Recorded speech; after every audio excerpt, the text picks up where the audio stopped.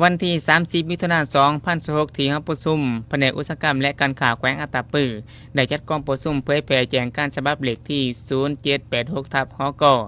เผยแผ่ค่าแนะนำเลขที่ 0609 ทับ ก ข้อพนเรื่องห้ามซื้อขายหมูสีนหมูเป็นหนาฟาร์มต่ำกว่าสูงกว่าต้นทุนการเลี้ยงและบรรดาเอกสารที่ติดพันกับเวียกงานสร้างโครงประกอบราคาเพื่อปกป้องผลประโยชน์ของผู้บริโภคโดยการเป็นประธานของฐานผู้ใช้วรลานห้องหัวหน้าแผนกอุตสาหกรรมและการค้าแขวงอัตตปือมีตั้งหน้าแผนกการอมขางแขวงของการอุตสาหกรรมและการค้าหาเมืองพร้อมด้วยตัวแทนนำข้อมูลและเจ้าของฟาร์มหมูเข้าร่วมกองประชุมผู้ร่วมได้รับฟังการเผยแพร่แจงการฉบับเลขที่ 0786 ทับ หก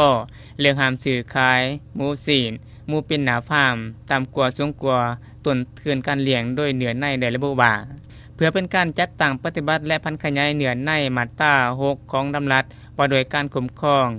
ราคาสินค้าและค่าบริการเกี่ยวกับการปฏิบัติบรรดามาตรการการคุ้มครองราคาและโดยเฉพาะแมนมาตรการกำหนดราคาสูงสุดราคาต่ำสุดหรือขอบเขตราคาเพื่อรักษาเสถียรภาพทางด้านราคาของสินหมูในท้องตลาดทั้งเป็นการปกป้องและซึ่งอยู่ส่งเสริมผู้ประกอบการผลิตเลี้ยงหมูสีนให้มีความมั่นคงให้ประกันการสนองสินหมูให้แก่ตลาดก็คือสังคมอย่างเพียงพอและราคาเหมาะสมตามกลไกตลาดในแต่ละระยะและฟังการแนะนำการจัดตั้งปฏิบัติแจงการเกี่ยวกับห้ามซื้อขายหมูสีนหมูเป็นหนาฟาร์มต่ำกว่าต้นทุนการเลี้ยงฉบับเลขที่ 0786 ทับ หก ในนั้นการกำหนดราคาหนาฟาร์มห้ามผู้ประกอบการเลี้ยงหมูและนายห้อยซื้อขายหมูสีนหมูเป็นหนาฟาร์มในราคาที่ต่ำกว่าหรือสูงกว่าคงประกอบราคาต้นทุนที่แขนงกิจกรรมและสิ่งแวดล้อมคิดไล่และยังยื่นออกในแต่ละเดือนอย่างเด็ดขาดซึ่งหมูสีนหมูเป็นหนาฟาร์มที่นำมาคิดไล่และยังยื่นคงประกอบราคาต้นทุนเพื่อกำหนดราคาขายหนาฟาร์มเมนหมูสีนที่มีน้ำหนักแต่120 กิโลส่วนชิ้นหมูที่น้ำหนักลดหรือเกินที่ได้กำหนดไว้นี้แม่นได้อิงตามการตกลงราคากันเองระหว่างผู้ซื้อและผู้ขาย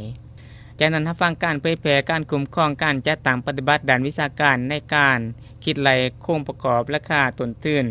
ต้นทางการผลิตและการนำข้อมูลและสากหมูที่แขนงกิจกรรมและสิ่งแวดล้อมจัดตั้งปฏิบัติรายงานการคุ้มครองการจัดตั้งปฏิบัติการคิดไล่โครงสร้างราคาสินหมูหน้าเคียงในขอบการจำหน่ายขายยกขายย่อยพร้อมนี้ผู้ร่วมได้คนครัวปรึกษาหารือแลกเปลี่ยนบทเรียนเกี่ยวกับการจัดตั้งปฏิบัติการนำเข้าการจำหน่ายหมูเพื่อบ่ให้มีการฉวยโอกาสปรับราคาสูงเกินสมควรหรือจำหน่ายในราคาที่อาจส่งผลกระทบต่อระบบการผลิตและตลาดพร้อมทั้งปฏิบัติตามกฎหมายและข้อกำหนดของภาครัฐอย่างเคร่งครัด